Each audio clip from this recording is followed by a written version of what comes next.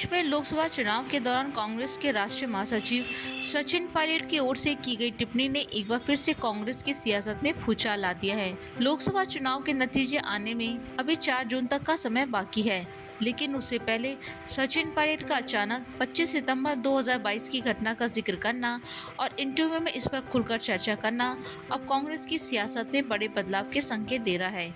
Pilot के अचानक खुलकर सामने आने से राजनीतिक जानकार इसके कई मायने निकाल रहे हैं। गौरतलब है कि कांग्रेस के महासचिव सचिन पायलट ने एक इंटरव्यू के दौरान उन्होंने 25 सितंबर 2022 के होने वाली कांग्रेस विधायक की बैठक को लेकर अहम बयान दिया था।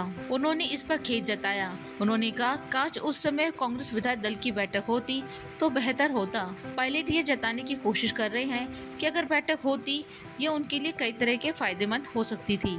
इसके बाद कांग्रेस के अंदर फिर से चर्चाएं शुरू हो गई हैं। अगर कांग्रेस की बैठक होती तो क्या पायलट को फायदा हो सकता था?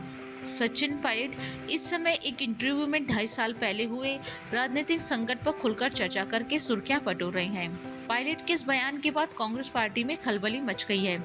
इसे लेकर चर्चा है कि पायलट अपने पुराने प्रतिद्वंदी पूर्व मुख्यमंत्री अशोक गहलोत को चुनाव के दौरान अपने मुखर रवैये से मात देने की कोशिश कर रहे हैं, क्योंकि इस चुनाव में पायलट का खासा प्रभाव देखने को मिला है। चर्चा ये भी है कि पायलट इस स्थिति का फायदा उठाने की कोशिश कर रहे हैं। लोकसभा चुनाव में सचिन पायलट का प्रभाव देखने को मिला है। सचिन पायलट की लोकप्रियता चर्चा का विषय बनी हुई है। माना जा रहा है कि सचिन पायलट देश भर में गुर्जरों के प्रमुख नेता बन गए हैं। वहीं राजस्थान की 6 लोकसभा सीटों पर पायलट ने अपना प्रभाव दिखाया है। नतीजन कांग्रेस इन सीटों पर कड़ी टक्कर देती नजर आ रही है। इसके अलावा राजस्थान में इतर राज्यों में भी सचिन पायलट की काफी मांग थी। पायलट ने अन्य राज्यों में अपने प्रभावशाली अभियान से काफी ध्यान आकर्षित किया है। ये स्पष्ट है कि पिछली सरकार में नजरअंदाज किए जाने के बावजूद कांग्रेस के भीतर सचिन पायलट के बढ़ते प्रभाव ने इस बात की चर्चा तेज कर दी है कि पार्टी अपना भविष्य उनके जरिए देख रही है।